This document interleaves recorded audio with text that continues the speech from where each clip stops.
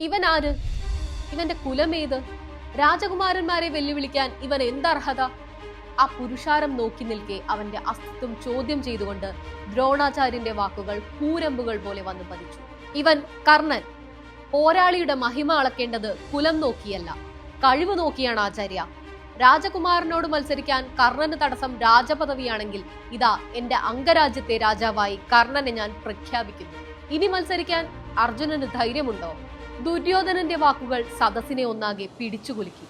കർണൻ നിറകണ്ണുകളോടെ അയാളെ നോക്കി. ആ വെല്ലുവിളിയിലുള്ള അപകടം ദ്രോണൻ തിരിച്ചറിഞ്ഞു. കർണനോട് ജയിക്കാൻ അർജുനനാവില്ല. അർജുനൻ മത്സരിക്കാനായി ഒരുങ്ങിയപ്പോഴാണ് ഒരു വൃദ്ധന്റെ ശബ്ദം പുറകിൽ നിന്നും കേട്ടത്. മോനെ. കർണൻ തിരിഞ്ഞു നോക്കി. തന്റെ വൃദ്ധപിതാവായ അതിരഥൻ. അവൻ ഓടിച്ചെന്ന് അയാളെ കെട്ടിപ്പിടിച്ചു. അത് കണ്ട് ദ്രോണാചാര്യന്റെ മനസ്സിൽ ഒരു ഉപായം മിന്നി. ഓ, നീയൊരു സൂതപുത്രനായിരുന്നു അല്ലേ? രഥം തെളിക്കേണ്ടവന്റെ മനസ്സിലിരിപ്പ് കൊള്ളാം. ദ്രോണാചാര്യരുടെ പരിഹാസം ചുറ്റും കൂടി നിന്നവർ ഏറ്റെടുത്തു. അവിടെ ആകെ കൂട്ടച്ചിരി നിറഞ്ഞു. സൂതപുത്രൻ, സൂതപുത്രൻ! ആളുകളുടെ പരിഹാസ ബാണങ്ങൾ കർണന്റെ നെഞ്ചിൽ മുറിവേൽപ്പിച്ചു. വില്ലാളി വീരനെന്ന് സ്വയം തെളിയിച്ചിട്ടും അപമാനം ഏറ്റുവാങ്ങാൻ മാത്രം എന്താണ് ഞാൻ ചെയ്ത തെറ്റ്? കർണന്റെ ഉള്ളു നീറി. മൈതാനത്തിന് മുകളിൽ കാർമേഘങ്ങൾക്കിടയിലൂടെ സൂര്യകിരണങ്ങൾ കർണനെ തലോടുകയായിരുന്നു. അപ്പോൾ കവചകുണ്ടലങ്ങളിൽ സ്വർണ്ണപ്രഭ ചൊരിഞ്ഞ് കർണൻ നിന്നു. അപമാനത്തിന്റെയും അകറ്റി നിർത്തലിന്റെയും തീരാച്ചുഴി നീന്തിക്കടന്ന് കഴിവിന്റെ കൊടുമുടിയിൽ സിംഹാസനം തീർത്തവൻ. മഹാഭാരതം കണ്ട ഏറ്റവും ശ്രേഷ്ഠനായ യോദ്ധാവ്, സൂര്യപുത്രൻ, കർണൻ. ദ്വാപരയുഗത്തിലെ ഒരു പുലർക്കാലം. രാത്രി പകലിൽ ലയിക്കാനാകുന്നതേയുള്ളൂ. കോടമഞ്ഞ് മൂടിക്കിടക്കുന്ന ഗംഗയുടെ തീരം. നദിക്കരയിൽ ഭയവും സങ്കടവും നിഴലിക്കുന്ന മുഖവുമായി രണ്ട് സ്ത്രീകൾ നിൽക്കുന്നു. കൗമാരക്കാരിയായ കുന്തിയും അവളുടെ തോഴിയും. തോഴിയുടെ കൈകളിൽ മരം കൊണ്ട് നിർമ്മിച്ച ഒരു ചെറിയ പെട്ടിയുമുണ്ട്. അത് ഭദ്രമായി അടച്ചു വെച്ചിരുന്നു. വിറയ്ക്കുന്ന കൈകളോടെ തോഴിയിൽ നിന്നും കുന്തി ആ പെട്ടി വാങ്ങി. ഒരു നിമിഷം ആ പെട്ടി നെഞ്ചോട് ചേർത്ത് പിടിച്ച ശേഷം വിതുമ്പലടക്കി അവൾ അത് ഗംഗയുടെ തണുത്ത വെള്ളത്തിലേക്ക് മെല്ലെ ഇറക്കി വെച്ചു. നദിയിലെ ചെറിയ ഓളങ്ങൾ ആ പെട്ടിയെ ഏറ്റുവാങ്ങി. അതിനെ പതുക്കെ തീരത്തു നിന്നും അകറ്റിക്കൊണ്ടുപോയി. പെട്ടി ഒഴുകി നദിയുടെ നടുവിലേക്ക് എത്തിയതും പുലർക്കാലത്തിന്റെ നിശബ്ദതയെ കീറി മുറിച്ചുകൊണ്ട് അതിനുള്ളിൽ നിന്നും ഒരു കുഞ്ഞിന്റെ ഉച്ചത്തിലുള്ള കരച്ചിൽ ഉയർന്നു കേട്ടു. ആ ശബ്ദം ഉയർന്നതും ശാന്തമായി ഒഴുകുന്ന നദിയിൽ പെട്ടെന്നൊരനക്കമുണ്ടായി. വെള്ളം വകഞ്ഞു മാറ്റി ഒരു മുതല ആ പെട്ടിക്ക് നേരെ നീന്തി വരികയാണ്. തീരത്തു നിന്നും ഈ കാഴ്ച കണ്ട കുന്തി പേടിച്ച് തരിച്ചു നിന്നു. മുതല പെട്ടിക്ക് തൊട്ടരികിലെത്തി. പക്ഷേ അതിനെ ഒന്ന് നോക്കി നിന്ന ശേഷം വേറൊന്നും ചെയ്യാതെ ശാന്തമായി മുതല കടന്നുപോയി. അതുകൊണ്ട് ഒരു വലിയ നെടുവീർപ്പോടെ കുന്തി അവിടെ നിന്നും തിരിച്ചു നടന്നു.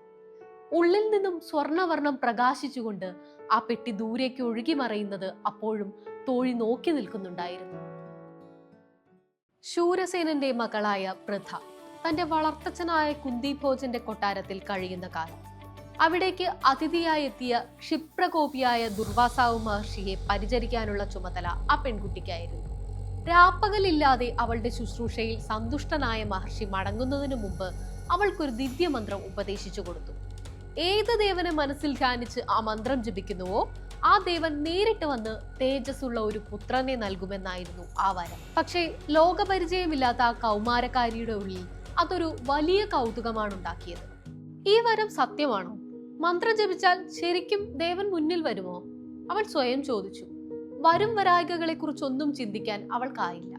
ഒരു പുലർച്ചെ കൊട്ടാരത്തിന്റെ മട്ടുപ്പാവിൽ നിൽക്കുമ്പോൾ കിഴക്കുതിച്ചുയരുന്ന സൂര്യനെ നോക്കി നിഷ്കളങ്കയായ ആ പെൺകുട്ടി ദുർവാസാവിന്റെ മന്ത്രം വെറുതെ ഒന്ന് ജപിച്ചു നോക്കി. നിമിഷങ്ങൾക്കകം പ്രകൃതിയുടെ ഭാവം മാറി. കണ്ണഞ്ചിപ്പിക്കുന്ന പ്രകാശത്തോടെ സൂര്യഭഗവാൻ സാക്ഷാൽ രൂപത്തിൽ അവൾക്ക് മുന്നിൽ പ്രത്യക്ഷപ്പെട്ടു. താൻ ചെയ്തത് എന്താണെന്ന് ആ നിമിഷമാണ് അവൾക്ക് മനസ്സിലായത്.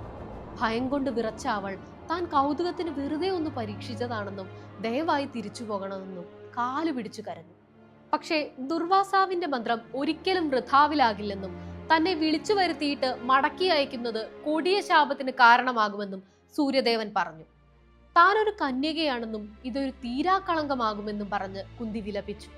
പക്ഷേ അവളുടെ കന്യകാത്വത്തിന് ഭംഗം വരില്ലെന്ന് അനുഗ്രഹിച്ച് സൂര്യൻ തന്റെ ദിവ്യമായ തേജസ് അവളിലേക്ക് പകർന്നു നൽകി.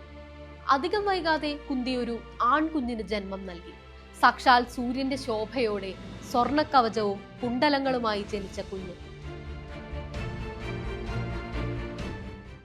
ഗംഗാതീരത്ത് പ്രഭാതവന്ദനത്തിനായി നിൽക്കുകയാണ് ഹസ്തിനപുരത്തിലെ കൊട്ടാര സാരഥിയായ അതിരഥനും ഭാര്യ രാധയും. മക്കളില്ലാത്തതിന്റെ തീരാ ദുഃഖം ഉള്ളിലൊതുക്കി കണ്ണടച്ച് പ്രാർത്ഥിക്കുകയാണ് അവർ. കണ്ണു തുറന്ന രാധ പെട്ടെന്നാണ് വെള്ളത്തിലൂടെ എന്തോ ഒന്ന് ഒഴുകി വരുന്നത് ശ്രദ്ധിക്കുന്നത്. മഞ്ഞിനെ വകഞ്ഞു മാറ്റി മരം കൊണ്ട് നിർമ്മിച്ച ഒരു പേടകമാണതെന്ന് രാധയ്ക്ക് മനസ്സിലായി. സൂര്യനെ പോലെ അതിൽ നിന്നും സ്വർണവർണ്ണത്തിലുള്ള ഒരു പ്രകാശം പുറത്തേക്ക് പരക്കുന്നുണ്ടായിരുന്നു. ഭയവും ആകാംക്ഷയും കലർന്ന ശബ്ദത്തിൽ രാധ ഭർത്താവിനെ വിളിച്ചു. അത് കണ്ടോ, വെള്ളത്തിലൂടെ തിളക്കമുള്ള ഒരു പേടകം ഒഴുകി വരുന്നു. അതിരഥനും ആ കാഴ്ച കണ്ടു. അത്ഭുതത്തോടെ അയാൾ പതുക്കെ നദിയിലിറങ്ങി. എല്ലുകോച്ചുന്ന തണുപ്പുള്ള വെള്ളത്തെ വകവെക്കാതെ നീന്തിപ്പോയി അയാൾ ആ പെട്ടി തീരത്തേക്ക് അടുപ്പിച്ചു. വിറയ്ക്കുന്ന കൈകളോടെ അയാൾ ആ പെട്ടിയുടെ അടപ്പ് പതുക്കെ തുറന്നു. ഉള്ളിൽ നിന്നുള്ള സ്വർണ്ണ വെളിച്ചം അതിരഥന്റെ മുഖത്തേക്ക് അടിച്ചു. ആ കാഴ്ച കണ്ട് അയാൾ ഒരു നിമിഷം തരിച്ചു നിന്നുപോയി. മൃദുവായ പട്ടുതുണികൾക്കിടയിൽ പഞ്ഞിക്കെട്ടുപോലെ അതിസുന്ദരനായ ഒരു ആൺകുഞ്ഞ്. അവന്റെ കാതിലെ സ്വർണ്ണ കുണ്ടലങ്ങളും നെഞ്ചിലെ കവചവും പ്രഭാത സൂര്യന്റെ വെളിച്ചത്തിൽ വെട്ടിത്തിളങ്ങുന്നുണ്ടായിരുന്നു. അതിരഥൻ അവിശ്വസനീയതയോടെ രാധയെ നോക്കി.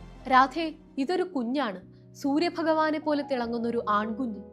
അയാൾ സംശയത്തോടെ ചുറ്റും നോക്കി. തീരത്തെങ്ങും ആരും ഉണ്ടായിരുന്നില്ല.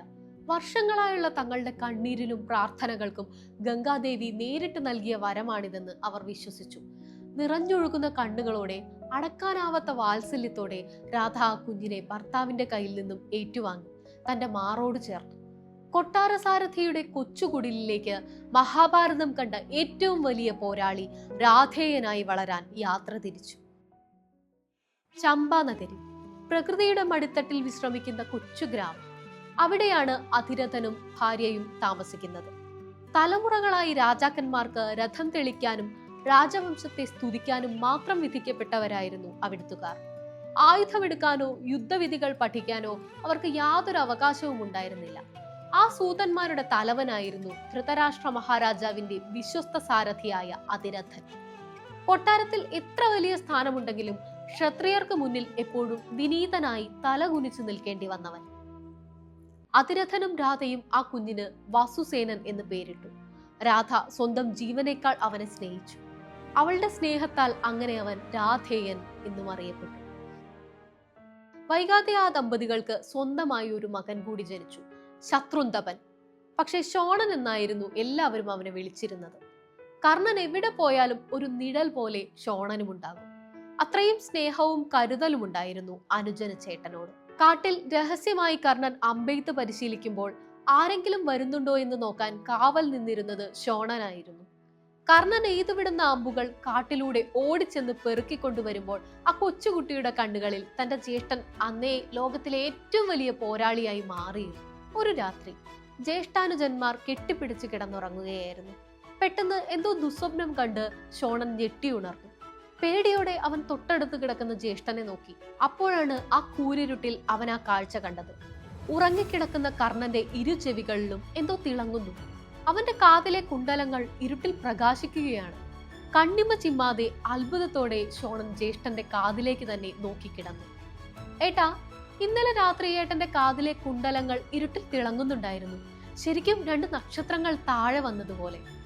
രാവിലെ ആവേശത്തോടെ ഷോണൻ ആ കാര്യം കർണനോട് പറഞ്ഞു. ഇത് കേട്ട് കർണൻ അവിശ്വസനീയതയോടെ സ്വന്തം കാതുകളിൽ തൊട്ടുനോക്കി. ജന്മനാ എന്റെ ശരീരത്തിലുള്ള ഈ കവചവും കുണ്ടലങ്ങളും ഇരുട്ടിൽ പ്രകാശിക്കുമോ? അങ്ങനെയെങ്കിൽ എനിക്കത് നേരിട്ട് കാണണം. കർണന്റെ ഉള്ളിൽ ആ ആഗ്രഹം തീവ്രമായിക്കൊണ്ടിരുന്നു. അന്ന് രാത്രി ചമ്പാ നഗരി മുഴുവൻ ഉറങ്ങിക്കഴിഞ്ഞ സമയം. ഉറക്കം നടുക്കുകയായിരുന്ന കർണൻ കണ്ണു തുറന്നു. അവൻ ചുറ്റും നോക്കി. അമ്മയും ഷോണനും ഉറങ്ങുകയാണ്. അവൻ പതിയെ കട്ടിലിൽ നിന്നും എഴുന്നേറ്റു. കുടിലിന്റെ വാതിൽ തുറന്ന് കർണൻ പുറത്തേക്കിറങ്ങി. നേരെ പോയത് ഗംഗാതീരത്തേക്കായിരുന്നു. പൂർണ്ണചന്ദ്രന്റെ വെളിച്ചത്തിൽ നേരിയ കോടമഞ്ഞ് മൂടിയ ഗംഗ ശാന്തമായി ഒഴുകുകയാണ്. നെഞ്ചിടിപ്പോടെ അവൻ വെള്ളത്തിലേക്ക് മുഖം കുനിച്ചു. നിശ്ചലമായ നദീജലത്തിൽ അവൻ തന്റെ പ്രതിബിംബം കണ്ടു. ഷോണൻ പറഞ്ഞത് സത്യമാണ്. കുണ്ടലങ്ങളിൽ നിന്നും അസാധാരണമായ ഒരു പ്രകാശം, ശരിക്കും മാനത്തെ താരകങ്ങൾ താഴെ ഇറങ്ങി വന്നതുപോലെ. അവൻ കാണുന്നതൊന്നും വിശ്വസിക്കാനായില്ല. പക്ഷെ ആ അത്ഭുതം പതുക്കെ അവനിൽ വല്ലാത്തൊരു ഭയവും അസ്വസ്ഥതയുമായി മാറുകയായിരുന്നു. അവൻ വീണ്ടും ആ വെള്ളത്തിലെ പ്രതിബിംബത്തിലേക്ക് തന്നെ ഉറ്റുനോക്കി. തന്റെ പ്രതിബിംബം തന്നോട് തന്നെ എന്തോ വലിയൊരു രഹസ്യം വിളിച്ചു പറയുന്നത് പോലെ അവന് തോന്നി. ഞാൻ ശരിക്കും ആരാണ്? എന്റെ സ്വന്തം അനിയനാണ് ഷോണനെങ്കിൽ ഒരേ ചോരയാണെങ്കിൽ എന്തുകൊണ്ട് അവന് തിളങ്ങുന്ന കുണ്ടലങ്ങളില്ല? ഞാൻ ആ കുടിലിൽ ജനിച്ചവനല്ലേ? ഞാൻ ആരാണ്? അവന്റെ ചുണ്ടുകൾ അറിയാതെ മന്ത്രിച്ചു. അവന്റെ ശരീരം വിയർക്കാൻ തുടങ്ങി. ആദ്യമായി തന്റെ അസ്തിത്വത്തെക്കുറിച്ചുള്ള വലിയൊരു സംശയം അവന്റെ ഉള്ളിൽ ഒരു കൊടുങ്കാറ്റായി വീശിയടിക്കാൻ തുടങ്ങുകയായിരുന്നു. കുടിലിൽ തിരിച്ചെത്തിയ കർണൻ ഉറങ്ങാതെ നേരം വെളുപ്പിച്ചു. കവചകുണ്ടലത്തെ പറ്റി പിറ്റേന്ന് അവൻ അമ്മ രാധയോട് ചോദിച്ചുവെങ്കിലും അച്ഛനോട് ചോദിക്കാനാണ് അവർ അവനോട് പറഞ്ഞത്. അതിരഥനോട് ചോദിച്ചപ്പോൾ ഗംഗാമാതാവിനോട് ചോദിക്കാനാണ് മറുപടി കിട്ടിയത്. അവൻ ആരും മറുപടി കൊടുത്തില്ല. കർണന്റെ ആ സംശയം ഊട്ടിയുറപ്പിക്കുന്ന സംഭവമാണ് പിന്നീട് നടന്നത്. ഒരു ദിവസം വൈകുന്നേരം മൈതാനത്ത് കൂട്ടുകാരുടെ കൂടെ കളിച്ചുകൊണ്ടിരിക്കുകയായിരുന്നു ഷോണൻ. അവനെ വിളിക്കാൻ മൈതാനത്തേക്ക് വരികയായിരുന്നു കർണൻ. കുട്ടികളുടെ കളിയും ചിരിയും ബഹളവും അവിടെ നിറഞ്ഞു നിന്നു. കർണനെ കണ്ടതും ഷോണൻ ആവേശത്തിൽ ഒച്ച വെച്ചു. അതിനു പിന്നാലെ കുട്ടികൾ എല്ലാവരും ഒച്ച വെച്ചു. പെട്ടെന്നാണ് ആ ബഹളം കേട്ട് മൈതാനത്തിന്റെ അടുത്തായി നിന്നിരുന്ന വലിയൊരു കാള വിരണ്ടത്. അതിന്റെ ചുവന്ന കണ്ണുകൾ മിഴിഞ്ഞു. വലിയ ശബ്ദത്തിൽ മൂക്കു ചീറ്റിക്കൊണ്ട് കൊമ്പുകൾ താഴ്ത്തി അത് കുട്ടികളുടെ നേരെ പാഞ്ഞെടുത്തു. ഓടിക്കോ ഓടിക്കോ, കാള വിരണ്ടേ! ബഹളം വെച്ചുകൊണ്ട് കുട്ടികൾ പല വഴിക്കും പേടിച്ചോടി. മൈതാനത്ത് പൊടി പാറി. പക്ഷെ ആ പൊടിക്കാറ്റിനിടയിൽ എങ്ങോട്ടോടണമെന്നറിയാതെ പേടിച്ചു വിറച്ച് ഷോണൻ മാത്രം നിന്നുപോയി. മല പോലെ ആ കാള അവന്റെ അടുത്തേക്ക് കുതിച്ചെത്തുകയാണ്. ഏട്ടാ! കരഞ്ഞുകൊണ്ട് ഷോണൻ ഉറക്കെ വിളിച്ചു. കാള ഷോണന്റെ അടുത്തെത്തി. അവന്റെ ദേഹത്ത് കൊമ്പുകൾ താഴ്ത്താൻ ഒരുങ്ങിയതും അത് സംഭവിച്ചു.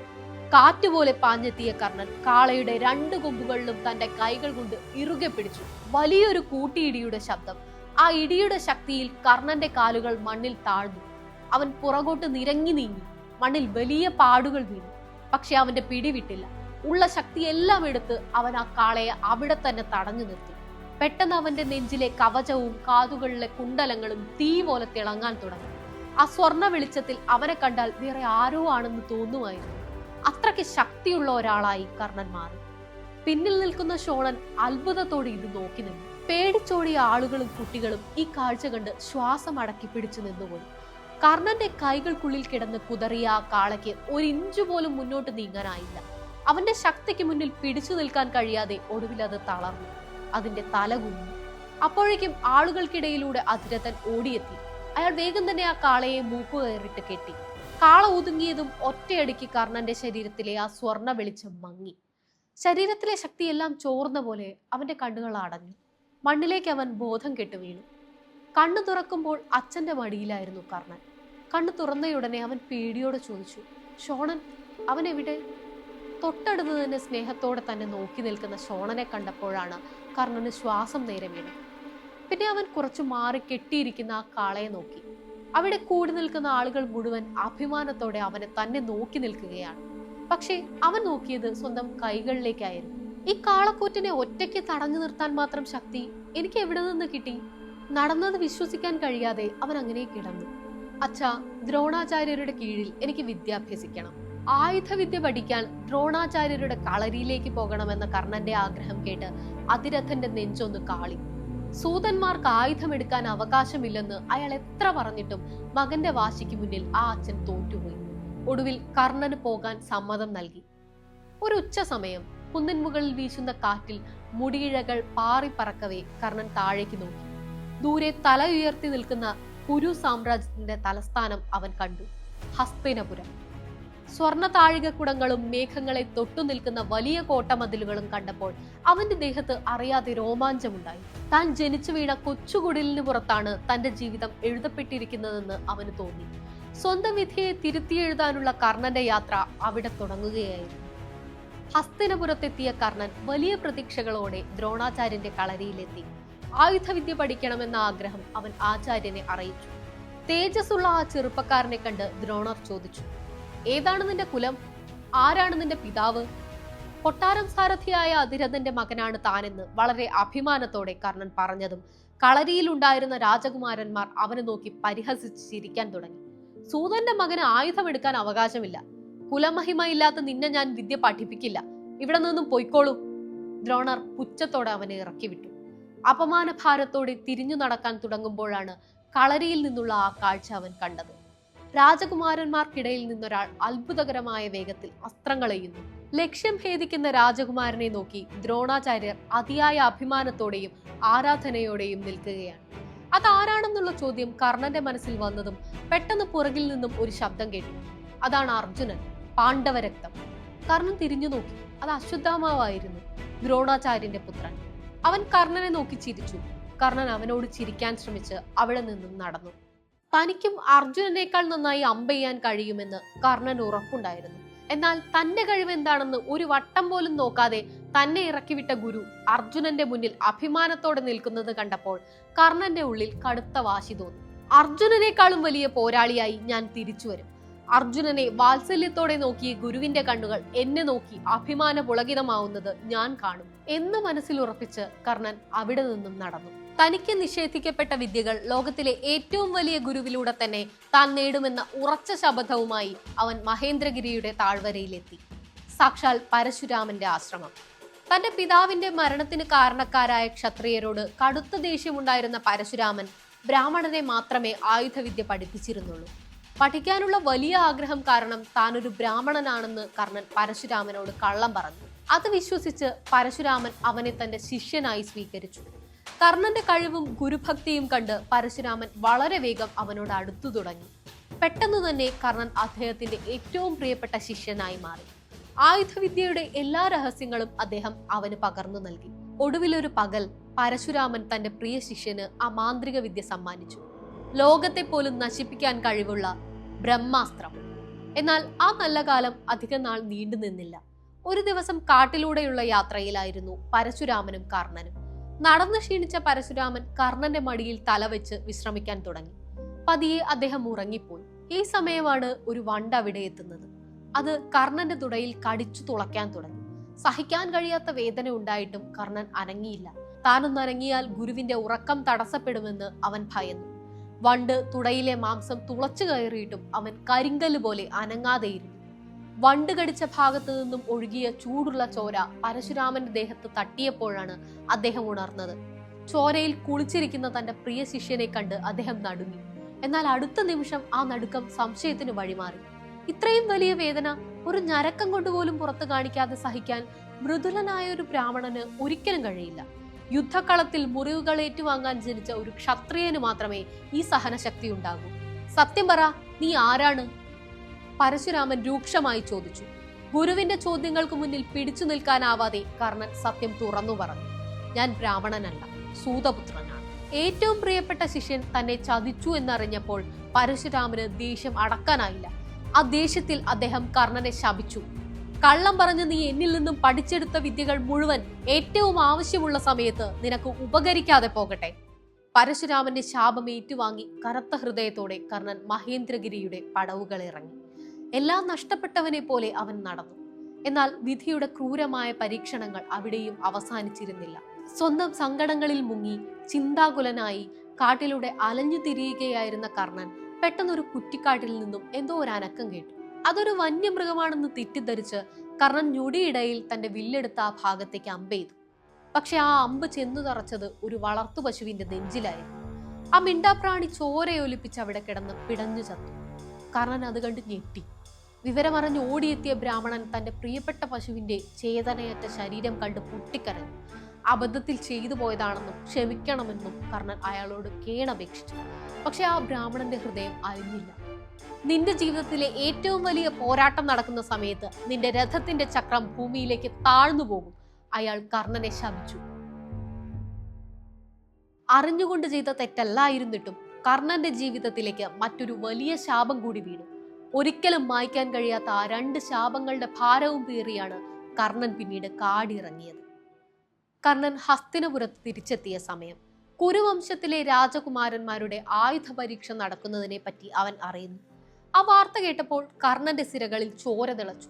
വിദ്യ പഠിക്കാനായി ഞാൻ അനുഭവിച്ച കഷ്ടപ്പാടുകൾ, ഗുരുവിൽ നിന്നും ബ്രാഹ്മണനിൽ നിന്നും ഏറ്റുവാങ്ങിയ കൊടിയ ശാപങ്ങൾ എല്ലാം ഇന്നത്തെ ഈ ഒരൊറ്റ ദിവസത്തിന് വേണ്ടിയായിരുന്നു. അപമാനിച്ചവരുടെ മുന്നിൽ ജയിച്ചു കാണിക്കാൻ ഇതിലും വലിയൊരു വേദി എനിക്ക് കിട്ടാനില്ല. കർണൻ മത്സരത്തിനായി മനസ്സുകൊണ്ട് തയ്യാറെടുത്തു. അവൻ ഗംഗാതീരത്തേക്ക് നടന്നു. എന്നാൽ അന്ന് ആകാശം മുഴുവൻ കാർമേഘങ്ങൾ കൊണ്ട് മൂടിയിരുന്നു. ആ ഇരുണ്ട ആകാശം കണ്ടപ്പോൾ കർണന്റെ ഉള്ളിലൊരു ആശങ്ക നിറഞ്ഞു. തന്റെ മാനസ ഗുരുവായി പ്രതിഷ്ഠിച്ചിരുന്ന സൂര്യഭഗവാനെ അവന് കാണാൻ സാധിച്ചില്ല. അദ്ദേഹത്തെ വണങ്ങാതെ തുടങ്ങുന്ന ഒരു ദിവസവും കർണന് സമാധാനം തന്നിട്ടില്ലായിരുന്നു. സൂര്യനെ കാണാൻ കഴിയാത്തതിന്റെ നിരാശയും ഭയവും കർണന്റെ മുഖത്ത് വ്യക്തമായിരുന്നു. ഇത് കണ്ട ശോണന്റെ മനസ്സിലും ഭയം നിറഞ്ഞു. അവൻ കർണന്റെ കൈകളിൽ പിടിച്ചുകൊണ്ട് പറഞ്ഞു, ചേട്ടാ, ആകാശം ഇരുണ്ടിയിരിക്കുന്നു. ഭഗവാനെ ഒന്ന് കാണാൻ പോലും കഴിയുന്നില്ല. ഇത് നല്ല നിമിത്തമല്ല. ദയവ് ചെയ്ത് ഇന്നേട്ടൻ മത്സരത്തിന് ഇറങ്ങരുത്. പക്ഷെ ശോണനെ നോക്കി പുഞ്ചിരിച്ചുകൊണ്ട് അവൻ പറഞ്ഞു, ഇല്ല ശോണ, എന്ത് സംഭവിച്ചാലും ഞാൻ ഇന്ന് മത്സരിക്കും. എനിക്കുള്ള വേദി അവിടെ ഒരുങ്ങിക്കഴിഞ്ഞു. ഉറച്ച കാൽവെപ്പുകളോടെ കർണൻ ആയുധ പരീക്ഷ നടക്കുന്ന കളരി ലക്ഷ്യമാക്കി നടന്നു. ആ വലിയ മൈതാനം ജനങ്ങളെ കൊണ്ട് നിറഞ്ഞിരുന്നു. നടുവിൽ തന്റെ പ്രിയപ്പെട്ട വില്ലുമേന്തി നിൽക്കുകയാണ് അർജുനൻ. എല്ലാ കണ്ണുകളും അർജുനനിലേക്ക്. ഗുരു ദ്രോണർ അർജുനനെ അഭിമാനത്തോടെ നോക്കി നിൽക്കുന്നത് കർണൻ കണ്ടു. അവന്റെ മനസ്സിലെ വാശി പൊന്തി വന്നു. ഒരു നിമിഷത്തെ ധ്യാനത്തിന് ശേഷം അർജുനൻ ആകാശത്തേക്ക് ആഗ്നേയാസ്ത്രം തൊടുത്തുവിട്ടു. മൈതാനത്തിന് മുകളിൽ തീമഴ പെയ്തു. തൊട്ടടുത്ത നിമിഷം തന്നെ വരുണാസ്ത്രം പ്രയോഗിച്ച് അർജുനൻ ആ തീ അപ്പാടെ കെടുത്തിക്കളഞ്ഞു. കൂടി നിന്ന ജനങ്ങൾ ആ അത്ഭുതം കണ്ട് ശ്വാസമടക്കി പിടിച്ചു. അസ്ത്രങ്ങൾ കൊണ്ട് അർജുനൻ അത്ഭുതങ്ങൾ കാട്ടി. ഓരോ പരീക്ഷകളും അർജുനൻ നിഷ്പ്രയാസം ജയിച്ചു കയറി. ഇനി അവസാനത്തെ പരീക്ഷ. കണ്ണുകെട്ടി ശബ്ദം കേൾക്കുന്ന ദിക്കിലേക്ക് അമ്പെയ്ത് ലക്ഷ്യം ഭേദിക്കുന്ന വിദ്യ. അർജുനൻ തന്റെ കണ്ണുകൾ കറുത്ത തുണി കൊണ്ട് മൂടിക്കെട്ടി. സൂചിബാണം കയ്യിലെടുത്തു. മൈതാനത്ത് പൂർണ്ണ നിശബ്ദത. പെട്ടെന്ന് എവിടെ നിന്നോ ഒരു നായയുടെ ശബ്ദം കേട്ടു. അർജുനൻ അമ്പു തൊടുത്തു. കൊടുങ്കാറ്റുപോലെ പാഞ്ഞു ചെന്ന അമ്പ് നായയുടെ വായിൽ തന്നെ കൃത്യമായി തറച്ചു. അതിന്റെ കരച്ചിൽ നിന്നു സദസ് ഒന്നാകെ ആർത്തു വിളിച്ചു, അർജുനൻ തന്നെ വില്ലാളി വീരൻ. അവിടെ ഒന്നാകെ കരഘോഷം മുഴങ്ങി. ദ്രോണാചാര്യർ അഭിമാനത്തോടെ സ്വർണക്കിരീടം അർജുനന്റെ തലയിൽ അണിയിക്കാൻ മുന്നോട്ട് നടന്നു. നിൽക്കൂ ആചാര്യ! പെട്ടെന്ന് കവാടത്തിൽ നിന്ന് ഒരു ശബ്ദം മുഴങ്ങി. സദസ് ഒന്നാകെ നിശബ്ദമായി. എല്ലാവരും ശബ്ദം കേട്ട ഭാഗത്തേക്ക് തിരിഞ്ഞു നോക്കി. സ്വർണ കവചവും കുണ്ടലങ്ങളും അണിഞ്ഞ് സാക്ഷാൽ സൂര്യനെ പോലെ തിളങ്ങുന്ന മുഖവുമായി ഒരാൾ നടന്നു വരുന്നു. കർണൻ. കർണന് മുകളിലുള്ള ആകാശത്ത് അപ്പോൾ കാർമേഘങ്ങളുടെ മറയില്ലാതെ സൂര്യൻ ജ്വലിച്ചു നിൽക്കുന്നുണ്ടായിരുന്നു. മൈതാനത്തിന്റെ നടുവിലേക്ക് നടന്നു വന്ന കർണൻ ദ്രോണരുടെ കണ്ണുകളിലേക്ക് നോക്കി പറഞ്ഞു, അർജുനൻ ഇവിടെ കാണിച്ച ഈ വിദ്യകളെല്ലാം അതിനേക്കാൾ മികവോടെ എനിക്ക് ചെയ്യാൻ കഴിയും. എന്റെ കഴിവ് തെളിയിക്കാൻ എനിക്കും ഒരു അവസരം തരൂ. സദസ്സിൽ മുറുമുറുപ്പുകൾ ഉയർന്നു. യുവരാജാവായ അർജുനനെ വെല്ലുവിളിച്ച യുവാവിന്റെ പ്രകടനം കാണാൻ ആളുകൾക്ക് ആകാംക്ഷയായി. ദ്രോണർക്ക് ഒട്ടും ഇഷ്ടപ്പെട്ടില്ലെങ്കിലും ജനങ്ങളുടെ മുന്നിൽ വെച്ച് കർണൻ അവസരം നൽകേണ്ടി വന്നു. കർണൻ തന്റെ വില്ലെടുത്തു. സൂര്യഭഗവാനെയും ഗുരുക്കന്മാരെയും അമ്മയെയും മനസ്സിൽ ധ്യാനിച്ച് കർണൻ അമ്പു തൊടുത്തു. കാണികളെ മുഴുവൻ സ്തബ്ധരാക്കിക്കൊണ്ട് തടസ്സങ്ങളെ എല്ലാം ഭേദിച്ച് വളഞ്ഞു പുളഞ്ഞു ചെന്ന് ആ അമ്പ് ലക്ഷ്യം കണ്ടു. അർജുനൻ അതുവരെ കാണിച്ച വിദ്യകളെല്ലാം കർണൻ അതിനേക്കാൾ മികവോടെ എളുപ്പത്തിൽ ചെയ്തു കാണിച്ചു. ജനങ്ങൾ അത്ഭുതത്തോടെ നോക്കി നിന്നു. ഒടുവിൽ അവസാനത്തെ പരീക്ഷയെത്തി. കണ്ണുകെട്ടിയുള്ള സൂചിബാണ പ്രയോഗം. കർണൻ തന്റെ കണ്ണുകൾ കെട്ടി. മൈതാനത്ത് പൂഴി വീണാൽ കേൾക്കുന്ന അത്ര നിശബ്ദത. എല്ലാവരും ശ്വാസമടക്കി പിടിച്ചു നിൽക്കുന്നു. കർണൻ അമ്പ് വില്ലിൽ കോർത്തു. പെട്ടെന്ന് ദൂരെ നിന്ന് ഒരു നായയുടെ കുര കേട്ടു. തൊട്ടടുത്ത നിമിഷം കർണന്റെ വില്ലിൽ നിന്നും അമ്പ് പാഞ്ഞു. എല്ലാവരും ആകാംക്ഷയോടെ നോക്കി നിൽക്കുമ്പോഴാണ് ആ നായയുടെ ശബ്ദം വീണ്ടും കേട്ടത്. അത് കേട്ടതോടുകൂടി ആളുകൾ കർണനെ പരിഹാസത്തിൽ നോക്കാൻ തുടങ്ങി. കർണന്റെ നെഞ്ചു പിടഞ്ഞു. അമ്പ് ലക്ഷ്യം തെറ്റി. ഞാൻ തോറ്റിരിക്കുന്നു. നിരാശയിൽ അവന്റെ ശിരസ് കുനിഞ്ഞു. ദ്രോണന്റെ മുഖത്ത് ഒരു പുച്ഛച്ചിരി വിരിഞ്ഞു. ആളുകൾ അർജുനന് വേണ്ടി ജയ് വിളിക്കാൻ തുടങ്ങി. ശോണൻ കർണന്റെ അടുത്തേക്ക് ഓടിയെത്തി. അവനെ ആശ്വസിപ്പിച്ച് ശോണൻ മൈതാനത്തിന് പുറത്തേക്ക് നടത്തിച്ചു. ദ്രോണർ സ്വർണക്കിരീടവുമായി വീണ്ടും അർജുനന്റെ അടുത്തേക്ക് നടന്നു. നിർത്ത്! അർജുനൻ അല്ല വിജയി! സിംഹഗർജനം പോലൊരു ശബ്ദം സദസ്സിൽ നിന്നും ഉയർന്നു. സാക്ഷാൽ ഭീഷ്മ പിതാമഹൻ സിംഹാസനത്തിൽ നിന്നും എഴുന്നേറ്റ് നിൽക്കുന്നു. ആ കിരീടം കർണനുള്ളതാണ്. അദ്ദേഹം പറഞ്ഞതിന്റെ പൊരുൾ ആർക്കും പിടികിട്ടിയില്ല. എല്ലാവരും ഭീഷ്മരെ അവിശ്വസനീയതയോടെ നോക്കി. നായ കുരയ്ക്കുന്നതിന് കൃത്യം ഒരു നിമിഷം മുമ്പ് ആ മരക്കൊമ്പിലിരുന്ന് ഒരു പക്ഷി ശബ്ദമുണ്ടാക്കിയിരുന്നു. ആരും കേൾക്കാത്ത ആ പക്ഷിയുടെ നേർത്ത കരച്ചിൽ കർണൻ കേട്ടു. നായയെയല്ല, ആ പക്ഷിയെയാണ് കർണന്റെ അമ്പ് വീഴ്ത്തിയത്. കർണൻ പരീക്ഷ ജയിച്ചിരിക്കുന്നു. സദസ്സ് ഞെട്ടിത്തരിച്ചു നിന്നു. ഒരു വേടൻ പെട്ടെന്ന് തന്നെ മരത്തിലേക്ക് വലിഞ്ഞു കയറി. വായിൽ അമ്പ് തറച്ചു നിൽക്കുന്ന ഒരു കിളിയെ ആ മരത്തിൽ അയാൾ കണ്ടു. എങ്ങും കയ്യടികൾ ഉയർന്നു. ആളുകൾ ആർപ്പു വിളിച്ചു. അർജുനനേക്കാൾ വലിയ വില്ലാളി കർണനാണെന്ന് ആ മൈതാനം തിരിച്ചറിഞ്ഞു. പക്ഷേ ആ വിജയം അംഗീകരിക്കാൻ പാണ്ഡവർ തയ്യാറായിരുന്നില്ല. അർജുനനും മറ്റ് പാണ്ഡവരും കർണനെ നോക്കി പുച്ഛത്തോടെ ചിരിച്ചു. ആ പരിഹാസ ചിരി ആചാര്യനായ ദ്രോണന്റെ ചുണ്ടിലും കർണൻ കണ്ടു. വലിയൊരു പരീക്ഷ ജയിച്ചിട്ടും തന്നെ അംഗീകരിക്കാൻ അവർ തയ്യാറായിട്ടില്ല എന്ന് കർണൻ നിരാശയോടെ മനസ്സിലാക്കി.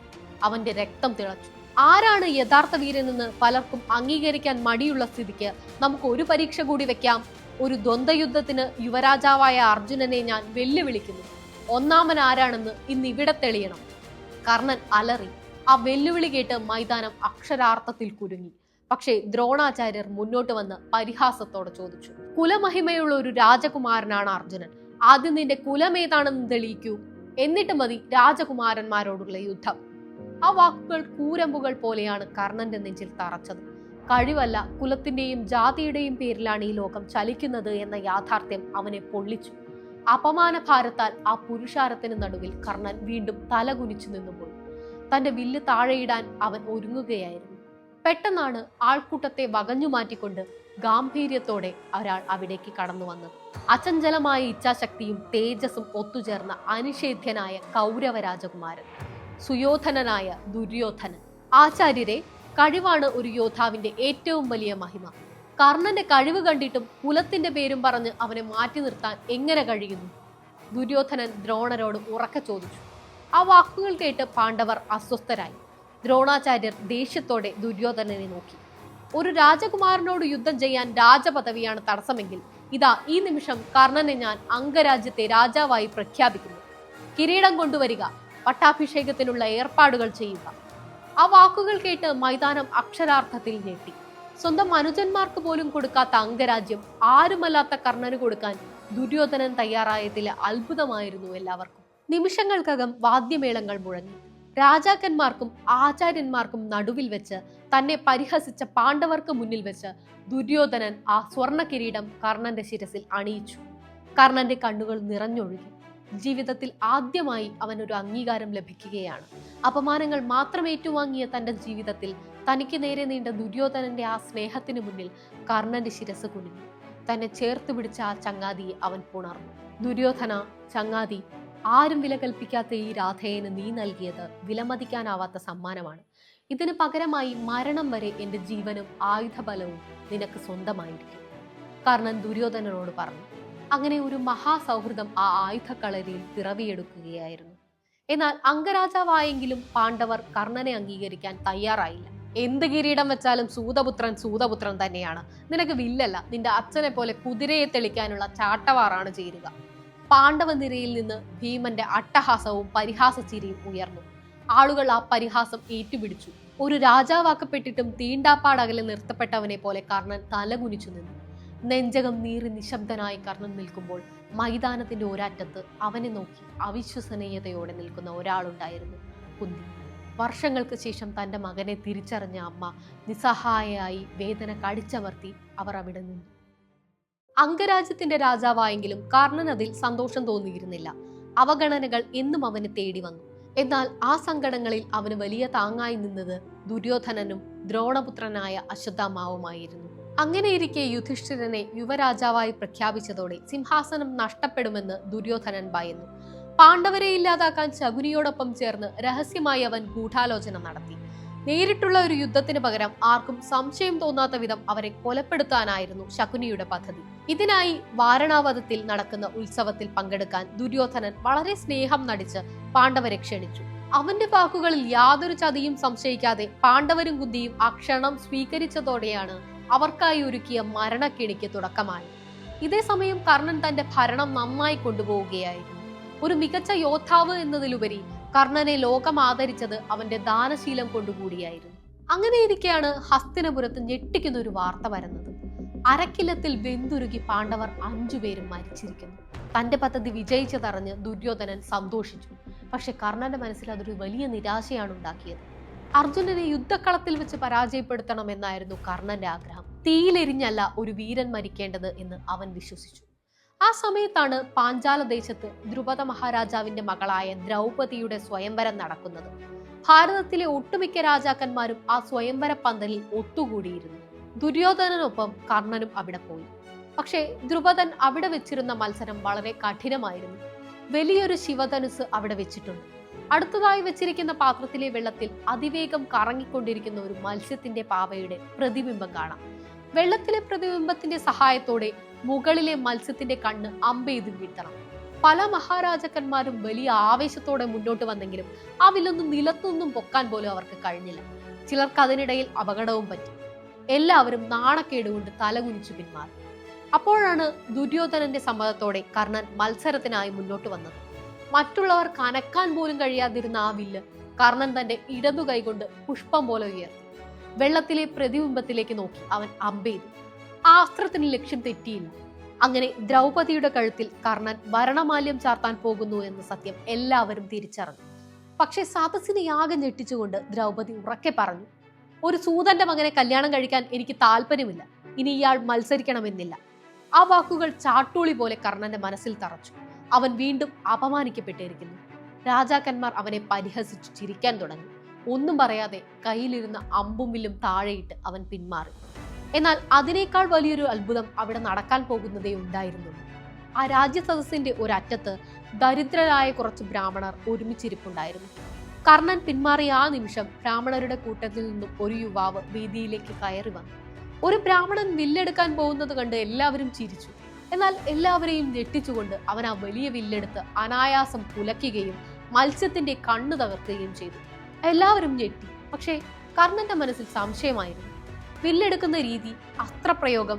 അതെ, അരക്കില്ലത്തിൽ മരിച്ചെന്ന് കരുതിയവർ തീയിൽ എരിഞ്ഞിട്ടില്ല.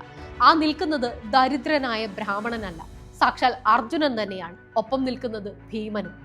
കർണൻ മനസ്സിൽ പറഞ്ഞു, തന്നെ തോൽപ്പിക്കാൻ യോഗ്യനായ ഒരേ ഒരു എതിരാളി അർജുനനാണെന്നും വരാനിരിക്കുന്ന വലിയൊരു യുദ്ധത്തിൽ തനിക്ക് നേരിടാനുള്ളത് അവനെ തന്നെയാണെന്നും ആ സ്വയംവര വേദിയിൽ വെച്ച് കർണൻ ഉറപ്പിച്ചു. അങ്ങനെ ഇരിക്കെയാണ് കർണൻ വൃഷാലി എന്ന സൂതകുലത്തിലെ പെൺകുട്ടിയെ കണ്ടുമുട്ടുന്നത്. അവിചാരിതമായ പല സന്ദർഭങ്ങളിലും അവരുടെ കൂടിക്കാഴ്ച നടന്നു. ആ കൂടിക്കാഴ്ചകൾ വൃഷാലിയെ കർണന്റെ മനസ്സിലേക്ക് ആവാഹിക്കുകയായിരുന്നു. ആ അടുപ്പം പിന്നീട് ഗാഠമായ പ്രണയമായി മാറി. അധികം വൈകാതെ തന്റെ പ്രണയിനിയായ വൃഷാലിയെ കർണൻ ജീവിത സഖിയാക്കി. വലിയ ആർഭാടങ്ങളൊന്നുമില്ലാതെ ലളിതമായ ചടങ്ങുകളോടെയാണ് ആ വിവാഹം നടന്നത്. ചടങ്ങിൽ പങ്കെടുക്കാൻ ദുര്യോധനൻ നേരിട്ടെത്തി. വിവാഹശേഷം കർണന്റെ ജീവിതത്തിലെ ഏറ്റവും വലിയ കരുത്തായി വൃഷാലി മാറി. കർണൻ തന്റെ സമ്പത്ത് മുഴുവൻ ചോദിക്കുന്നവർക്കെല്ലാം വാരിക്കോരി നൽകിയപ്പോഴും അവൾ ഒട്ടും എതിർത്തില്ല. പകരം പൂർണ്ണ പിന്തുണ നൽകി കൂടെ നിന്നു. അധികം വൈകാതെ അവർക്ക് വൃഷസേനൻ ഉൾപ്പെടെയുള്ള മക്കൾ ജനിച്ചു. കർണന്റെ മക്കളെ സ്വന്തം അനന്തരവന്മാരെ പോലെയാണ് ദുര്യോധനൻ സ്നേഹിച്ചത്. അവർക്ക് ഹസ്തിനപുരത്തിൽ വെച്ച് യുദ്ധപരിശീലനവും വിദ്യാഭ്യാസവും നൽകാൻ ദുര്യോധനൻ പ്രത്യേകം ശ്രദ്ധിച്ചു. വനവാസം കഴിഞ്ഞ് തിരിച്ചെത്തിയ പാണ്ഡവർ ഇന്ദ്രപ്രസ്ഥത്തിൽ ഒരു കൊട്ടാരം പണിതു. ആ വലിയ കൊട്ടാരവും സമ്പത്തും ഒക്കെ കണ്ടപ്പോൾ ദുര്യോധനന്റെ ഉള്ളിൽ വല്ലാത്തൊരു അസൂയയുണ്ടായി. അങ്ങനെ ശകുനിയുടെ ബുദ്ധിയിൽ അവൻ പാണ്ഡവരെ ഹസ്തിനപുരത്തേക്ക് ചൂതുകളിക്കാനായി വിളിച്ചു. ചതി നിറഞ്ഞ ആ കളിയിൽ യുധിഷ്ഠിരൻ സ്വന്തം രാജ്യവും സമ്പത്തും സ്വന്തം അനിയന്മാരെയും എന്തിന് തന്നെയും പണയം വെച്ച് തോറ്റു. അവസാനം പണയം വെക്കാൻ മറ്റൊന്നുമില്ലാതെ വന്നപ്പോൾ അവൻ സ്വന്തം ഭാര്യയായ പാഞ്ചാലിയെ പണയം വെച്ചു. നിർഭാഗ്യവശാൽ അതും അവൻ തോറ്റു. ദുശാസന, പാഞ്ചാലിയെ ഈ സഭാമധ്യത്തിലേക്ക് പിടിച്ചുകൊണ്ടുവാ. ദുര്യോധനന്റെ ആജ്ഞപ്രകാരം ദുശാസനൻ പാഞ്ചാലിയെ രാജ്യസഭയിലേക്ക് വലിച്ചിഴച്ചു കൊണ്ടുവന്നു. ഭീഷ്മരും ദ്രോണരും ഉൾപ്പെടെയുള്ള വലിയ ആളുകൾ ഇരിക്കുന്ന സഭയായിരുന്നു. പക്ഷെ ആരും ഒരക്ഷരം മിണ്ടിയില്ല. കർണൻ പോലും മൂകസാക്ഷിയായിരുന്നു. അലറിക്കരയുന്ന പാഞ്ചാലിയുടെ സാരിത്തുമ്പ് പിടിച്ച് ദുശാസനൻ വലിക്കാൻ തുടങ്ങി. സ്വന്തം ഭർത്താക്കന്മാരും അവിടെയുള്ള വലിയ ആളുകളും ഒന്നും ചെയ്യാതെ തല താഴ്ത്തി നിന്നപ്പോൾ അവൾ രണ്ടു കൈയും മേലോട്ടുയർത്തി കണ്ണീരോടെ കൃഷ്ണനെ വിളിച്ചു പ്രാർത്ഥിച്ചു. പിന്നെ അവിടെ നടന്നത് അത്ഭുതമായിരുന്നു. ദുശാസനൻ വലിച്ചഴിക്കും തോറും പാഞ്ചാലിയുടെ ശരീരത്തിൽ വസ്ത്രങ്ങൾ ഇങ്ങനെ നീണ്ടു വളർന്നുകൊണ്ടേയിരുന്നു. വലിച്ചു തുണിയുടെ വലിയൊരു മല തന്നെ അവിടെ ഉണ്ടായി. അവസാനം ദുശാസനൻ തളർന്നു താഴെ വീണു. പാഞ്ചാലിയുടെ മാനം സാക്ഷാൽ കൃഷ്ണൻ കാത്തു. ദാനധർമ്മി എന്ന് പേരുകേട്ട കർണന്റെ ഈ മൂകതയാണ് പിന്നീട് കൃഷ്ണൻ കുരുക്ഷേത്ര യുദ്ധത്തിൽ അവനെതിരെ ആയുധമാക്കിയത്. ഇന്ദ്രപ്രസ്ഥത്തിൽ യുധിഷ്ഠിരൻ നടത്തിയ രാജസൂയ യാഗത്തിന്റെ പ്രൗഢി ദുര്യോധനന്റെ മനസ്സിൽ അപ്പോഴും ബാക്കിയുണ്ടായിരുന്നു. തനിക്കും ലോകം മുഴുവൻ അംഗീകരിക്കുന്ന ഒരു ചക്രവർത്തിയാകണമെന്ന ആഗ്രഹം അവൻ കർണനെ അറിയിച്ചു. ചങ്ങാതി, നീ ആഗ്രഹിക്കുന്നത് പോലെ ഈ ലോകം മുഴുവൻ കീഴടക്കി നിന്നെ ഞാൻ ചക്രവർത്തിയാക്കും. ഇത് കർണന്റെ വാക്കാണ്. കർണൻ സത്യം ചെയ്തു. അങ്ങനെ ദുര്യോധനന് വേണ്ടി കർണൻ തന്റെ പടയോട്ടം ആരംഭിച്ചു. കർണൻ തന്റെ സൈന്യവുമായി 4 ദിക്കുകളിലേക്കും യാത്ര തിരിച്ചു. കാംബോജം, അവന്തി, കേകയം, ഗാന്ധാരം തുടങ്ങി പ്രബലരായ രാജാക്കന്മാരെ എല്ലാം കർണൻ ഒന്നിനു പുറകെ ഒന്നായി പരാജയപ്പെടുത്തി. ദ്രുപദനെയും മറ്റു പാഞ്ചാല രാജാക്കന്മാരെയും അവൻ കീഴ്പ്പെടുത്തി. തോൽപ്പിച്ച രാജ്യങ്ങളിൽ നിന്നെല്ലാം അളവറ്റ സ്വത്തും സമ്പത്തുമായി കർണൻ ഹസ്തിനപുരത്തിൽ തിരിച്ചെത്തി. ആ സമ്പത്ത് മുഴുവൻ അവൻ ദുര്യോധനന്റെ കാൽക്കൽ സമർപ്പിച്ചു. കർണന്റെ ഈ ദിഗ്വിജയത്തിലൂടെ ലോകത്തിലെ ഏറ്റവും വലിയ അധിപനായി ദുര്യോധനൻ മാറി. കർണ, നീയില്ലായിരുന്നെങ്കിൽ ഈ മഹാവിജയം എനിക്ക് ഒരിക്കലും നേടാൻ കഴിയില്ലായിരുന്നു. പാണ്ഡവർക്ക് കൃഷ്ണൻ എങ്ങനെയാണോ അതുപോലെയാണ് എനിക്ക് നീ. കർണനെ ചേർത്ത് പിടിച്ചുകൊണ്ട് ദുര്യോധനൻ പറഞ്ഞു. എനിക്ക് ഈ അംഗരാജ്യം തന്നത് നിന്റെ സ്നേഹമാണ്. ആ സ്നേഹത്തിന് പകരം ഈ ലോകം മുഴുവൻ കീഴടക്കി തന്നാലും എനിക്ക് മതിയാവില്ല. പുഞ്ചിരിയോടെ കർണൻ മറുപടി കൊടുത്തു. ഈ ദിഗ്വിജയം ഒരു സാമ്രാജ്യത്തിന്റെ വിപുലീകരണം മാത്രമായിരുന്നില്ല, മറിച്ച് ദുര്യോധനനോടുള്ള കർണന്റെ കൂറിനെയും അവർക്കിടയിലെ അപൂർവമായ സൗഹൃദത്തിന്റെയും ഏറ്റവും വലിയ തെളിവ് കൂടിയായിരുന്നു. ദിഗ്വിജയത്തിൽ നിന്ന് ലഭിച്ച സ്വത്തുക്കളുടെ വലിയൊരു പങ്കും കർണൻ വിനിയോഗിച്ചത് ദാനം ചെയ്യാനായിരുന്നു. അംഗരാജ്യത്തിന്റെ പടിവാതിൽക്കൽ സഹായം ചോദിച്ചെത്തിയ ഒരാൾക്ക് പോലും വെറും കൈയോടെ മടങ്ങേണ്ടി വന്നിട്ടില്ല. 13 വർഷത്തെ വനവാസവും അജ്ഞാതവാസവും പൂർത്തിയാക്കി മടങ്ങിയെത്തിയ പാണ്ഡവർ തങ്ങളുടെ അവകാശമായ പകുതി രാജ്യം തിരികെ ചോദിച്ചു. എന്നാൽ ദുര്യോധനൻ അത് നൽകാൻ തയ്യാറായില്ല. അതൊരു രക്തച്ചൊരിച്ചിലേക്ക് വഴിവെക്കുമെന്ന അവസ്ഥയിൽ എത്തിയപ്പോഴാണ് ശ്രീകൃഷ്ണൻ ഒരു സമാധാന ദൂതനായി ഹസ്തിനപുരത്തിന്റെ രാജസദസ്സിലേക്ക് കടന്നു വരുന്നത്. പകുതി രാജ്യം നൽകാൻ തയ്യാറല്ലെങ്കിൽ പാണ്ഡവർക്ക് ജീവിക്കാൻ വെറും 5 ഗ്രാമങ്ങളെങ്കിലും നൽകണം എന്നതായിരുന്നു കൃഷ്ണന്റെ ആവശ്യം. സഭയിലുണ്ടായിരുന്ന ഭീഷ്മരും ദ്രോണരും വിതുരരുമെല്ലാം ആ നിർദ്ദേശത്തെ അനുകൂലിച്ചു. എന്നാൽ പുച്ഛം നിറഞ്ഞ ഒരു ചിരിയോടെ ആ നിർദ്ദേശത്തെ ദുര്യോധനൻ തള്ളിക്കളഞ്ഞു. യുദ്ധം ചെയ്യാതെ ഒരു സൂചി കുത്താനുള്ള ഇടം പോലും തന്റെ രാജ്യത്ത് നിന്ന് പാണ്ഡവർക്ക് നൽകില്ലെന്ന് അവൻ അഹങ്കാരത്തോടെ പ്രഖ്യാപിച്ചു. സമാധാനം പറയാൻ വന്ന കൃഷ്ണനെ ബന്ദിയാക്കാൻ വരെ ദുര്യോധനൻ ശ്രമിച്ചതോടെ സമാധാനത്തിന്റെ വാതിലുകൾ എന്നേക്കുമായി അടയുകയായിരുന്നു. ഇനിയൊരു വിട്ടുവീഴ്ചയുമില്ല എന്ന് ഇരുപക്ഷത്തിനും മനസ്സിലായി. ഇനി എന്ത് എന്ന ചോദ്യത്തിന് അന്നൊരൊറ്റ ഉത്തരമേ ഉണ്ടായിരുന്നുള്ളൂ: യുദ്ധം.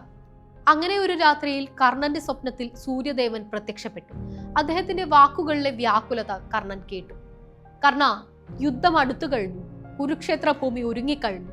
നിന്റെ കവചകുണ്ടലങ്ങൾ ദാനമായി ചോദിക്കാൻ ദേവേന്ദ്രൻ ഒരു ബ്രാഹ്മണന്റെ വേഷത്തിൽ നിനക്ക് മുന്നിലെത്തും. എന്ത് സംഭവിച്ചാലും നീ അവയൊരിക്കലും ഉപേക്ഷിക്കരുത്.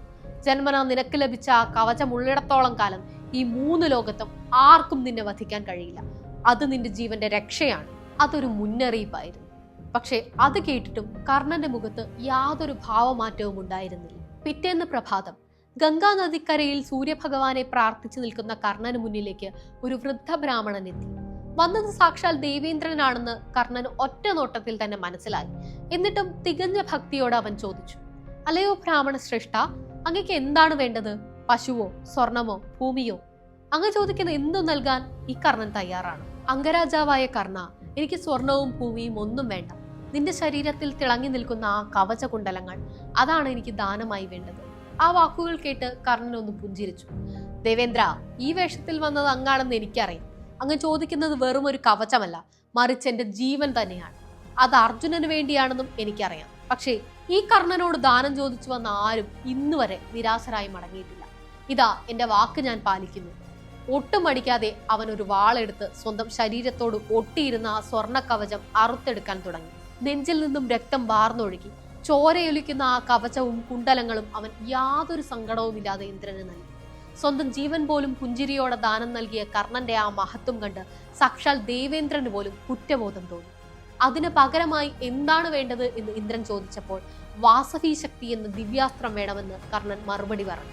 യുദ്ധഭൂമിയിൽ എന്റെ ഏറ്റവും വലിയ ശത്രുവിനെ വീഴ്ത്താൻ എനിക്കത് ആവശ്യമാണ്. കർണൻ ലക്ഷ്യം വെക്കുന്നത് തന്റെ മകനായ അർജുനനെയാണെന്ന് ഇന്ദ്രന് നന്നായി അറിയാമായിരുന്നു. എങ്കിലും വാക്ക് പാലിക്കാൻ അദ്ദേഹം നിർബന്ധിതനായിരുന്നു. കർണ, ഈ ദിവ്യാസ്ത്രം ഞാൻ നിനക്ക് നൽകുന്നു. പക്ഷെ ഇതിനൊരു നിബന്ധനയുണ്ട്. നിന്റെ ജീവിതത്തിൽ ഒരൊറ്റ തവണ ഒരാൾക്ക് നേരെ മാത്രമേ നിനക്കിത് പ്രയോഗിക്കാൻ കഴിയൂ. നിന്റെ ശത്രുവിനെ വീഴ്ത്തിയ ശേഷം ഈ അസ്ത്രം എന്നിലേക്ക് തന്നെ തിരികെ വരും. അങ്ങനെ ദേവേന്ദ്രൻ ആ അസ്ത്രം കർണന് നൽകി. ആ അസ്ത്രം അർജുനന് നേരെ പ്രയോഗിക്കാൻ വേണ്ടി മാത്രം കാത്തുവെക്കാൻ അവൻ തീരുമാനിച്ചു. കുരുക്ഷേത്ര യുദ്ധത്തിന് കളമൊരുങ്ങി. യുദ്ധം തുടങ്ങുന്നതിന് തൊട്ടുമുമ്പുള്ള ഒരു ദിവസം പുലർച്ചെ ഗംഗാ നദിക്കരയിൽ സൂര്യനെ പ്രാർത്ഥിച്ചു നിൽക്കുന്ന കർണനെ കാണാൻ കുന്തി രഹസ്യമായി എത്തി. കർണ! പിന്നിൽ നിന്നും ഇടറിയ ശബ്ദത്തിലുള്ള ആ വിളി കേട്ട് കർണൻ തിരിഞ്ഞു നോക്കി. ഹസ്തിനപുരത്തിലെ രാജമാതാവ് തന്റെ മുന്നിൽ കണ്ണീരോടെ നിൽക്കുന്നത് കണ്ട് അവൻ അത്ഭുതപ്പെട്ടുപോയി. രാജമാതാവോ, അങ്ങെന്താ ഈ നേരത്തെ ഇവിടെ? സൂതപുത്രനായി കർണനെ കാണാൻ പാണ്ഡവരുടെ അമ്മ എന്തിനാ ഒറ്റയ്ക്ക് വന്നത്? അല്ല കർണ, നീ സൂതപുത്രനല്ല. നീ എന്റെ ചോരയാണ്, എന്റെ മകനാണ്. സാക്ഷാൽ സൂര്യദേവനെ എന്നിൽ ജനിച്ചവനാണ് നീ. നിന്റെ യഥാർത്ഥ അമ്മ ഞാനാണ്. കുന്തിയുടെ വാക്കുകൾ കേട്ട് കർണന്റെ ലോകം ഒരു നിമിഷത്തേക്ക് നിശ്ചലമായി. ജനിച്ച ദിവസം തന്നെ ഒരു പെട്ടിയിലാക്കി പുഴയിൽ ഒഴുക്കിവിട്ട സ്വന്തം അമ്മയാണ് ഈ മുന്നിൽ നിൽക്കുന്നത്. അവന് ദേഷ്യവും സങ്കടവും ഒക്കെ ഒന്നിച്ചു വന്നു. കണ്ണുകൾ നിറഞ്ഞു. അമ്മയോ? ഇത്രയും കാലം ഞാൻ അനുഭവിച്ച അവഗണനയ്ക്കും പരിഹാസത്തിനും കാരണക്കാരി നിങ്ങളാണ്. എന്നിട്ട് ഇപ്പൊ വന്നെല്ലാം ഏറ്റുപറഞ്ഞ് സ്നേഹം കാണിക്കുന്നത് എന്തിനാണ് എന്ന് എനിക്കറിയാം. സ്വന്തം മകനായ അർജുനനെ ഞാൻ കൊല്ലുമോ എന്നുള്ള പേടി അല്ലേ? കുന്തിക്ക് മറുപടി പറയാൻ കഴിഞ്ഞില്ല. അവൾ പൊട്ടിക്കരഞ്ഞു. തന്റെ കൂടെ വരണമെന്നും അനിയന്മാരായ പാണ്ഡവരുടെ കൂടെ ചേർന്ന് നീ രാജ്യം ഭരിക്കണമെന്നും കുന്തി അവനോട് കാലു പിടിച്ച് അപേക്ഷിച്ചു. എന്നെ സ്വന്തം സഹോദരനെ പോലെ സ്നേഹിച്ച ദുര്യോധനനെ ചതിക്കാൻ എനിക്ക് കഴിയില്ല. ഞാൻ അവനു വേണ്ടി യുദ്ധം ചെയ്യും, കർണൻ രൂക്ഷമായി പറഞ്ഞു. തൊട്ടടുത്ത നിമിഷം അവന്റെ സ്വരം മാറി. പക്ഷെ കണ്ണീരോടെ വന്ന ഈ അമ്മയ്ക്ക് ഞാനൊരു വാക്ക് തരാം. ഈ യുദ്ധത്തിൽ അർജുനന് നേരെ മാത്രമേ ഞാൻ ആയുധമെടുക്കൂ. ബാക്കി 4 പാണ്ഡവരെയും ഞാൻ തൊടില്ല. ഒന്നുകിൽ അർജുനൻ അല്ലെങ്കിൽ ഞാൻ. ഈ യുദ്ധം കഴിഞ്ഞാലും നിങ്ങൾക്ക് 5 മക്കൾ തന്നെ ബാക്കിയുണ്ടാവും. കർണൻ സങ്കടം കടിച്ചമർത്തി കുന്തിയുടെ അടുത്തേക്ക് വന്നു. എന്നിട്ട് ആ അമ്മയോട് പറഞ്ഞു, ഈ മകന് വേണ്ടി എന്തെങ്കിലും ചെയ്യണമെന്ന് അമ്മയ്ക്ക് ആഗ്രഹമുണ്ടെങ്കിൽ എനിക്ക് ഒരൊറ്റ കാര്യമേ ചോദിക്കാനുള്ളൂ. നാളെ യുദ്ധഭൂമിയിൽ മരിച്ചു വീഴുന്നത് ഞാനാണെങ്കിൽ എന്റെ ജീവൻ പോകുന്ന ആ നിമിഷം അമ്മ എന്റെ അടുത്തേക്ക് വരണം. കുരുക്ഷേത്ര ഭൂമിയിൽ വെച്ച് അമ്മയുടെ മടിയിൽ കിടത്തി അവസാനമായി എന്നെ ഒന്ന് തലോടണം. ജനിച്ചപ്പോൾ കിട്ടാതെ പോയ ആ ഭാഗ്യം മരിക്കുമ്പോഴെങ്കിലും എനിക്ക് അനുഭവിക്കണം. ആ വാക്ക് കേട്ട് നെഞ്ചുപൊട്ടി കരഞ്ഞുകൊണ്ട് കുന്തി അവിടെ നിന്നും പോയി. ഒരു വശത്ത് സ്വന്തം അമ്മയ്ക്ക് കൊടുത്ത വാക്ക്, മറുവശത്ത് പ്രാണന് തുല്യം സ്നേഹിക്കുന്ന സുഹൃത്ത് ദുര്യോധനൻ. അങ്ങനെ ആ യുദ്ധഭൂമിയിലേക്ക് സ്വന്തം അനിയന്മാർക്ക് നേരെ ആയുധമെടുക്കാൻ മനസ്സില്ലാ മനസ്സോടെ കർണൻ നടന്നുകയറി. കുരുക്ഷേത്ര മഹായുദ്ധത്തിന്റെ ശംഖനാദം മുഴങ്ങി. കൗരവപക്ഷത്ത് പാണ്ഡവർ ഏറ്റവും കൂടുതൽ ഭയപ്പെട്ടിരുന്ന ഒരു പേരുണ്ടായിരുന്നു, കർണൻ. അർജുനന്റെ ഗാണ്ഡീവത്തിന് തുല്യമായി നിൽക്കുന്ന വിജയം എന്ന വില്ലും ദേവേന്ദ്രൻ നൽകിയ ആയുധവും കർണന്റെ പക്കലുണ്ടായിരുന്നു. കൗരവ സൈന്യത്തിന്റെ ഏറ്റവും വലിയ കരുത്തും വിജയപ്രതീക്ഷയും കർണൻ തന്നെയായിരുന്നു. എന്നാൽ യുദ്ധം തുടങ്ങുന്നതിന് തൊട്ടു മുമ്പ് കൗരവപക്ഷത്ത് അപ്രതീക്ഷിതമായ ഒരു സംഭവം ഉണ്ടായി. കൗരവസേനയുടെ പരമാധികാരിയായി ദുര്യോധനൻ വാഴിച്ചത് പിതാമഹനായ ഭീഷ്മരെയായിരുന്നു. ഭീഷ്മർ സൈന്യത്തിലെ ഓരോ യോദ്ധാക്കളുടെയും കഴിവ് വിലയിരുത്തിയപ്പോൾ കർണനെ ഒരു അർദ്ധരഥൻ അഥവാ പൂർണ്ണശേഷിയില്ലാത്ത പോരാളി എന്ന് വിളിച്ച് അധിക്ഷേപിച്ചു. ഭീഷ്മരുടെ ഈ വാക്കുകൾ കർണന്റെ ആത്മാഭിമാനത്തെ മുറിവേൽപ്പിച്ചു. എന്നെ അപമാനിച്ച ഭീഷ്മർ യുദ്ധക്കളത്തിൽ ജീവനോടെയുള്ളിടത്തോളം കാലം ഞാൻ ആയുധമെടുക്കില്ല.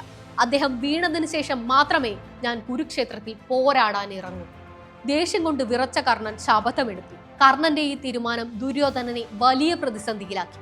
അങ്ങനെ ആ മഹായുദ്ധം അതിന്റെ എല്ലാ ഭീകരതയോടും കൂടി തൊട്ടുമുന്നിൽ നടക്കുമ്പോൾ യുദ്ധത്തിന്റെ ആദ്യത്തെ 10 ദിവസങ്ങൾ കർണൻ തന്റെ കൂടാരത്തിൽ കഴിഞ്ഞു. കൺമുന്നിൽ തന്റെ സുഹൃത്തിന്റെ സൈന്യം ചോരയൊഴുക്കുമ്പോഴും പ്രതികാരത്തിന്റെ തീ ഉള്ളിലൊതുക്കി ആയുധമെടുക്കാതെ കാത്തിരിക്കേണ്ടി വന്ന കർണന്റെ ആ 10 ദിവസങ്ങൾ കടുത്ത മാനസിക സംഘർഷങ്ങളുടേതായിരുന്നു. പാണ്ഡവരുടെ സഖ്യകക്ഷിയായ വിരാട രാജാവിന്റെ മക്കളായ ശ്വേതനും ഉത്തരനുമായിരുന്നു 1ാം ദിവസത്തെ പ്രധാന നായകർ. ഉത്തരൻ തന്റെ രഥവുമായി കൗരവസേനയുടെ ഉള്ളിലേക്ക് ഇരച്ചു കയറി. കൗരവപക്ഷത്തെ പ്രമുഖനായ ശല്യരുമായി ഉത്തരൻ കടുത്ത പോരാട്ടത്തിൽ ഏർപ്പെട്ടു. ഒടുവിൽ ശല്യരുടെ അമ്പുകളേറ്റ് ഉത്തരൻ യുദ്ധക്കളത്തിൽ വീണു മരിച്ചു. തന്റെ അനിയന്റെ മരണം കണ്ട ശ്വേതൻ ഒരു കൊടുങ്കാറ്റ് പോലെ കൗരവസേനയെ ആക്രമിച്ചു. ശ്വേതന്റെ അസ്ത്രങ്ങൾ കൗരവപ്പടയെ കൂട്ടക്കൊല ചെയ്യാൻ തുടങ്ങി. ദുര്യോധനന്റെ സഹോദരന്മാരും പ്രമുഖ യോദ്ധാക്കളും ശ്വേതന്റെ മുന്നിൽ തോറ്റോടി. ഒടുവിൽ കൗരവ സൈന്യാധിപനായ ഭീഷ്മർ തന്നെ നേരിട്ടാണ് ശ്വേതനെ വധിച്ചത്. ഈ ചോരക്കളി നടക്കുമ്പോൾ കർണൻ യുദ്ധക്കളത്തിന് ദൂരെ മാറി ഒരു കുന്നിൻ മുകളിൽ തന്റെ രഥത്തിൽ നിൽക്കുകയായിരുന്നു. തന്റെ സുഹൃത്തായ ദുര്യോധനന്റെ സൈന്യം ആദ്യ ദിനം തന്നെ പതറുന്നത് കർണൻ നേരിട്ട് കണ്ടു. ശ്വേതന്റെ ആക്രമണത്തിൽ ഭയന്നോടുന്ന കൗരവ സൈനികരെ കണ്ടപ്പോൾ കർണന്റെ കൈകൾ വില്ലിലേക്ക് നീണ്ടുപോയി. പക്ഷേ ഭീഷ്മരോടുള്ള ശപഥം അവനെ തടഞ്ഞു നിർത്തി. അടുത്ത ദിവസങ്ങളിൽ ഭീമന്റെ ഗദായുദ്ധത്തിൽ കൗരവപക്ഷത്തെ ആനപ്പടയും കുതിരപ്പടയും തകർന്നു തരിപ്പണമായി. അർജുനന്റെ ഗാണ്ഡീവത്തിൽ നിന്ന് പാഞ്ഞു വന്ന അസ്ത്രങ്ങൾ കൗരവരുടെ ആത്മവിശ്വാസം തകർത്തു. ഭീഷ്മർ എത്രയൊക്കെ ശ്രമിച്ചിട്ടും അർജുനനെയും ഭീമനെയും തളയ്ക്കാൻ കൗരവപ്പടയ്ക്ക് കഴിഞ്ഞില്ല. ഓരോ ദിവസവും സൂര്യൻ അസ്തമിച്ച് യുദ്ധം അവസാനിക്കുമ്പോൾ കൗരവരുടെ കൂടാരം ശ്മശാനം പോലെ നിശബ്ദമാകുകയായിരുന്നു. യുദ്ധം കഴിഞ്ഞ് ചോര പുരണ്ട ആയുധങ്ങളുമായി ദുര്യോധനൻ നേരെ കർണന്റെ കൂടാരത്തിലേക്ക് ഓടിയെത്തി. നിന്റെ അസാന്നിധ്യം എന്നെ തളർത്തുന്നു കർണ. ഭീഷ്മർക്കും ദ്രോണർക്കും പാണ്ഡവരോടുള്ളിൽ സ്നേഹമുണ്ട്. അതാണ് അവർ ഉഗ്രരൂപത്തിൽ പോരാടാത്തത്, വിഷമത്തോടെ ദുര്യോധനൻ പറഞ്ഞു. മനോബലമാണ് യോദ്ധാവിന്റെ ഏറ്റവും വലിയ ആയുധം. ഭയപ്പെടരുത് ചങ്ങാതി. ഭീഷ്മർ വീഴുന്ന നിമിഷം ഞാൻ യുദ്ധക്കളത്തിലേക്ക് ഇറങ്ങും. അർജുനന്റെ തല ഞാൻ കൊയ്യും. കർണന്റെ മനസ്സിൽ പ്രതികാരത്തിന്റെ തീ ആളിക്കത്തി. 10 ദിവസമായി കൗരവസേനയെ നയിച്ച ഭീഷ്മരെ യുദ്ധക്കളത്തിൽ നേരിട്ട് തോൽപ്പിക്കാൻ കഴിയില്ലെന്ന് പാണ്ഡവർ മനസ്സിലാക്കി. അതുകൊണ്ട് ഭീഷ്മർ ആയുധമെടുക്കാത്ത ശിഖണ്ഡി എന്ന പോരാളിയെ അവർ മുന്നിൽ നിർത്തി. ശിഖണ്ഡിയെ കണ്ട മാത്രയിൽ ഭീഷ്മർ തന്റെ വില്ല് താഴ്ത്തി. ഈ അവസരം മുതലെടുത്ത് ശിഖണ്ഡിയുടെ പിന്നിൽ ഒളിച്ചു നിന്ന അർജുനൻ ഭീഷ്മർക്ക് നേരെ ശരവർഷം വേയിച്ചു. ഒടുവിൽ ശരീരത്തിൽ ഒരിഞ്ചു പോലും അമ്പേൽക്കാത്ത ഇടമില്ലാതെ ശരങ്ങൾ കൊണ്ട് തീർത്ത ശയ്യയിൽ ഭീഷ്മർ വീണു. അതോടെ കൗരവപ്പട നാഥനില്ലാത്ത അവസ്ഥയിലായി. ഭീഷ്മരുടെ പതനത്തോടെ കർണന്റെ ശപഥവും അവസാനിച്ചു. അന്ന് രാത്രി കർണൻ രഹസ്യമായി ശരശയ്യയിൽ കിടക്കുന്ന ഭീഷ്മരുടെ അരികിലേക്ക് ചെന്നു. കർണൻ തന്റെ പാദങ്ങൾ തൊട്ടു വന്ദിക്കുന്നത് ഭീഷ്മർ കണ്ടു. മകനെ, നീ പാണ്ഡവരുടെ മൂത്ത ജ്യേഷ്ഠനാണ് എന്ന സത്യം എനിക്ക് അറിയാമായിരുന്നു. അതുകൊണ്ടാണ് ഞാൻ നിന്നെ യുദ്ധത്തിൽ നിന്ന് മാറ്റി നിർത്താൻ ശ്രമിച്ചത്. ഭീഷ്മരുടെ വാക്കുകൾ കർണനെ കുറ്റബോധത്തിലാക്കി. പക്ഷെ ഉറച്ച വാക്കുകളോടെ കർണൻ പറഞ്ഞു, പ്രിയ സുഹൃത്തിന് കൊടുത്ത വാക്ക് ഞാൻ പാലിക്കും പിതാമഹ. വാക്കിനേക്കാൾ വലുതല്ല ഈ കർണന് തന്റെ ജീവൻ. കർണന്റെ വാക്കുകൾ കേട്ട ഭീഷ്മർ അവനെ മനസ്സാവരിച്ച് അനുഗ്രഹിച്ചു. നിന്റെ നിയോഗം നീ പൂർത്തിയാക്കുക, മംഗളം ഭവിക്കട്ടെ.